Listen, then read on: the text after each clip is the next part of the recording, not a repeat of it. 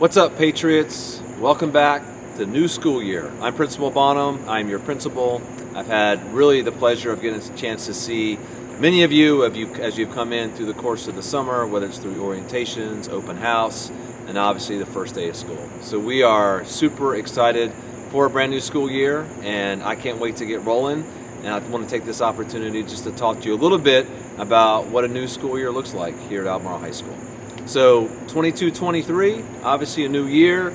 You've been through a lot in the last couple of years. You've endured, obviously 2 years ago with your whole spring, being at home with the pandemic. You went through an entire virtual year, mostly on Zooms. And then last year, we came right back to school, looking for the opportunity to try to get some normalcy of what it was like to be back. And now we get a chance for a new start. And I would say that one of the things when you get a chance for a new start is every year is a new opportunity. And as you go through this year, I want you to really think about what this year looks like and what it could be for you as you start setting goals. Because I do think it's important each and every year you come in, you get a refresher. You get an opportunity to get a fresh start. And in your case, in 8 new classes where you get a chance to do what you want, in many cases to excel and to achieve different things. And that could be not only academically in your classes, but also whether it's in the arts, whether it's in sports, whether it's in other things that you happen to do outside of the school day. So really this year is a chance to get a refresher. It's a chance to rebuild. It's a chance to refocus on where we are as Albemarle. Albemarle is an amazing place. If you're brand new to this school, you will experience that really quickly. If you've been here for a while, you'll realize that, yes, this is special based on who we are. Albemarle is the largest high school in the area, has close to 2,000 students that are coming this year. And you'll see that, obviously, as you know, in the hallways and other areas where it's a bit crowded. But you will still find the same opportunities for small classrooms in your subject area where you'll have a teacher there supporting you in the work that you're doing, which is no different than the other schools you'll find in the area as well. So back to what makes us special. One of the unique things is, for the first time in the history of Albemarle High School, is that our school is majority minority. What that means is that we have a super diverse number of students coming from all different backgrounds, cultures, experiences, and that's what really makes us a dynamic place. It makes us special. It makes us rich in terms of knowing who we are and how we can share those experiences with each other, and allows us to really be kind of a microcosm of what the world's like. And I always liken Albemarle High School to be almost like a little city, right? Every day you come into this small little city, small little community that obviously has a lot to offer. It's busy, it's robust, there's a lot of energy here every day, but certainly a lot of opportunities for you. So what I encourage you to do as I talk about the start of the year is think about this as your refresh, as your restarter, and what do you want to do to make it best for you. No matter how successful you were last year, wherever you were, or maybe unsuccessful you were, be it academically or beyond, this is your chance for a refresher.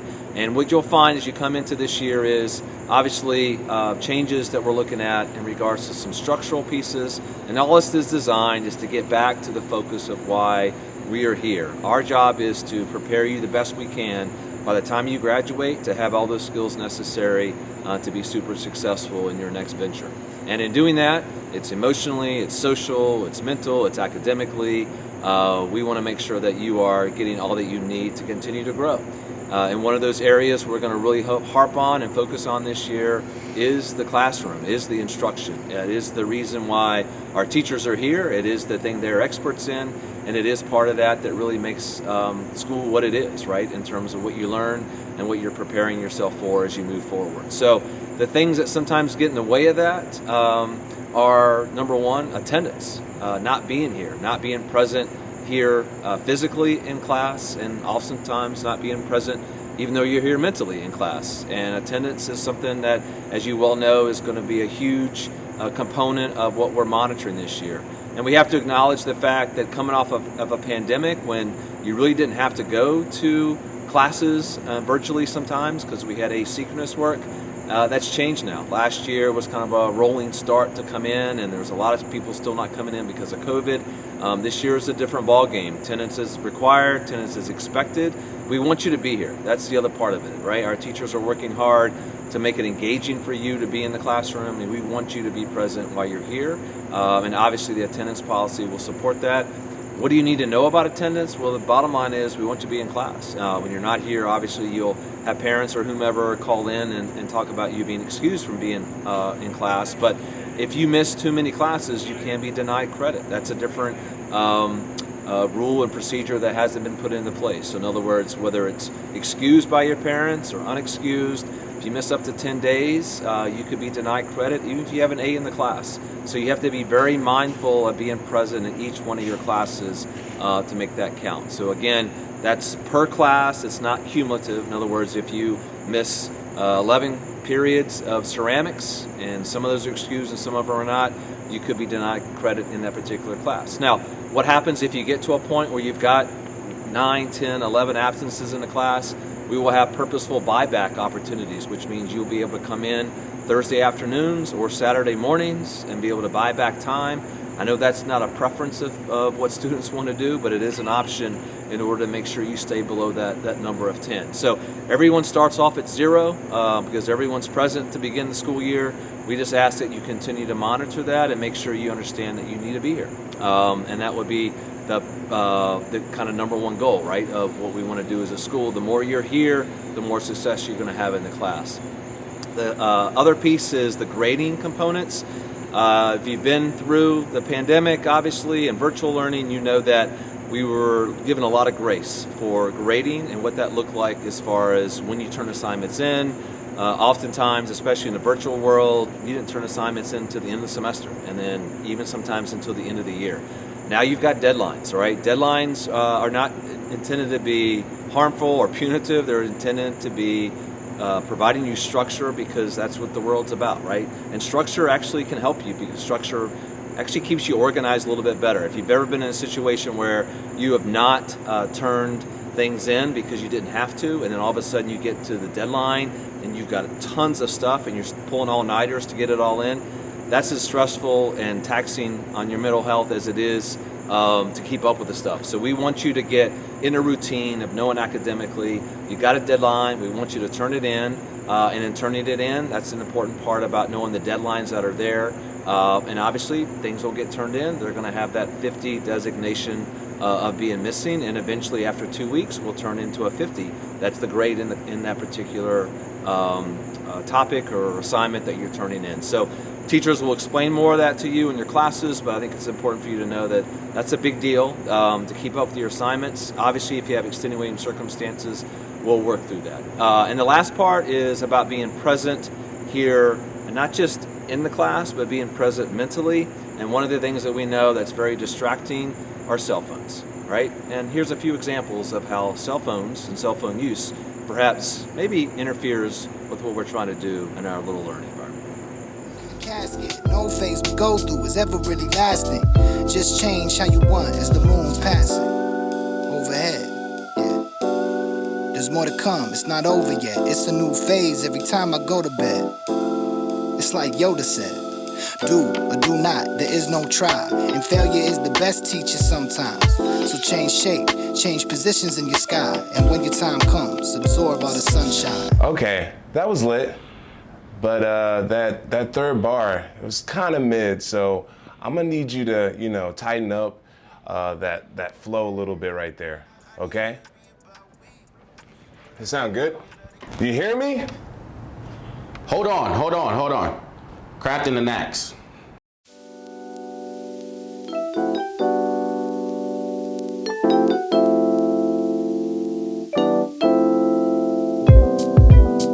What's the deal with these phases I've been going through? Like phases of the moon, facing the beach ocean view, shining like I'm supposed to among clouds of cotton, going crescent to full every so often. All the change is necessary.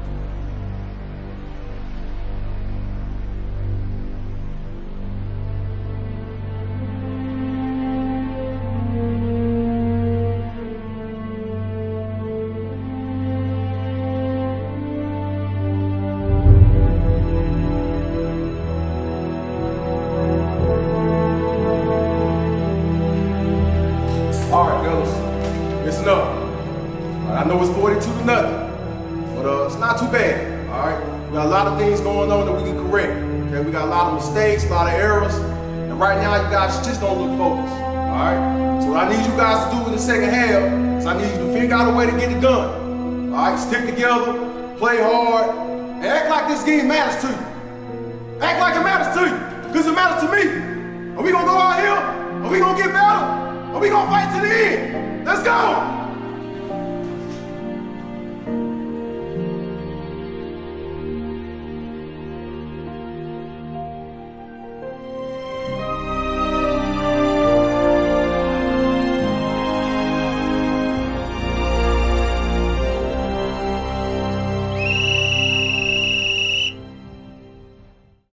Hey Patriots, welcome back to A-Town. We've all been very excited to see you back again and get started on a new school year.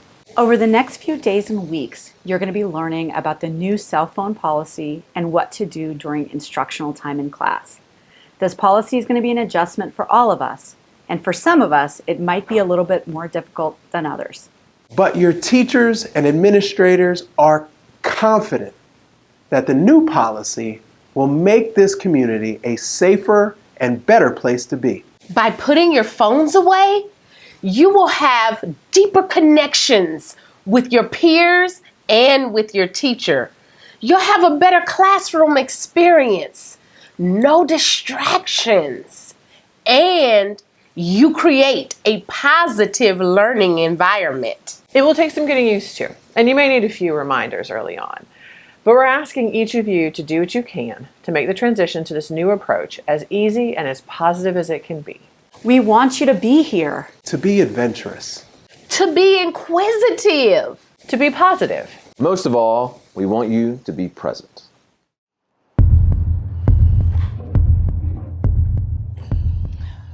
Son, I don't have to tell you how good cop, bad cop works. You've seen the movies. You can deal with me. We can have a Coke and a smile, and we can chit-chat. I can tell you how much I admire your courage, blah, blah, blah, and you can tell me nicely what happened that night. Or you can deal with Decker over here, who's a whole lot of bad cop. Tell him what happens then, Decker. I got a T, a W, and an S, but I need a vowel. Try A. Thank you. I give up.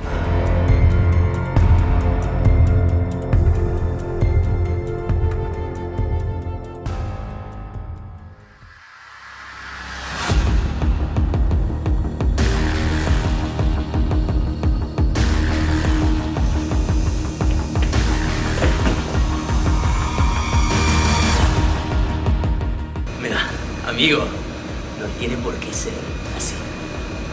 Solo hablemos. Vamos a encontrar que tenemos algo en común. Two boss, I'm a rear. Ya ves, has encontrado uno.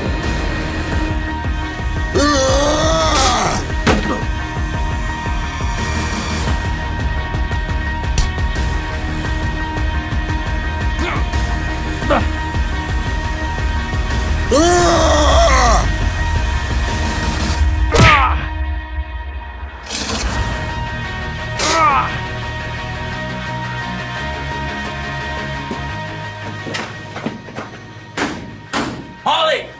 ¡Holly! ¿Me escuchas? ¡Holly! Escúchame. ¿John? ¿John? ¿Es una videollamada? Diego tiene los detonadores y el edificio se va a explotar en un minuto. No te veo. Tienes que encontrar ¿Estás en Snapchat? eliminarlo y desactivar los explosivos. Si no, todo este edificio es historia. Bueno, suena como estás en un sótano. ¿Todo bien? ¿Me escuchas? Holly. Bueno, John, mejor solo escríbeme porque no te escucho bien, ¿ya? Estoy muy ocupada.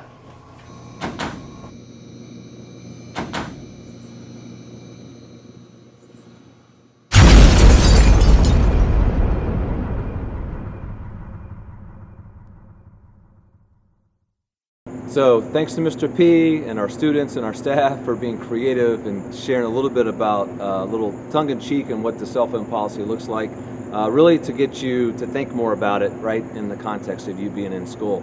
So let's just talk about what the cell phone policy means. The reality is we've had cell phone policies in place for years. The difference is they really haven't been enforced. And I think if you've come from a middle school environment where you had away for the day, you know that cell phones have to be away and not being present. It's similar to where we are here at Albemarle High School, and this is not just a county policy or a school policy, it's a county policy. So I would just frame it this way, it's pretty short and sweet, is that you have a cell phone, you want to bring it to school, you're certainly allowed to do that. If you want to have it on the bus, if you want to have it before you walk into class, if you want to have it during lunch, you want to have it after class, totally acceptable, right? Obviously using it appropriately, but when it comes down to the time period, which when you're in class, cell phones need to be off, or at least away, and away means out of sight, right? They can't be on the desk, they can't be somewhere to be seen, or whether it's your book bag, whether it's your pockets, whether it's somewhere else. Once a teacher, and teachers will do this very purposefully, they'll have you come in, they'll start the class and say, all right, everyone, cell phones away, and the expectation is you'll put them away. And then during that class period, they'll be away for the time period during instruction, and then at the end of class, you'll obviously get opportunity then to access your cell phone and be able to utilize it as you would before. And like I said, transition time period, lunches, all of that is still the same use that you've been able to have it before. If it gets violated, obviously there will be warnings and things of that nature that teachers will give. The last thing we want to do is start consequencing students because they continue to have their cell phone out, but I realize that they may get to that point. Obviously meeting with administrators, talking about the use of cell phones, and it could get to the point where cell phones can be taken and have your parents come pick them up. And then there could be a point where cell phone contracts are made where when you come into the building, you have to have your cell phone with the administrator or your parents have to agree not to have it in the building. So I know that that feels harsh a little bit because of the policies and so forth.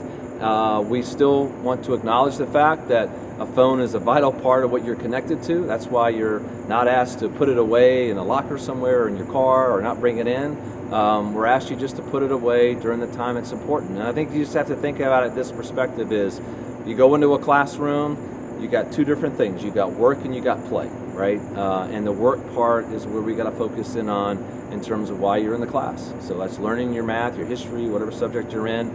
And then when the time part comes where the work is over, then that's where you get a chance to do the things that you would normally be able to be a part of, which would be able to do check your phone, check your messages, things of that nature.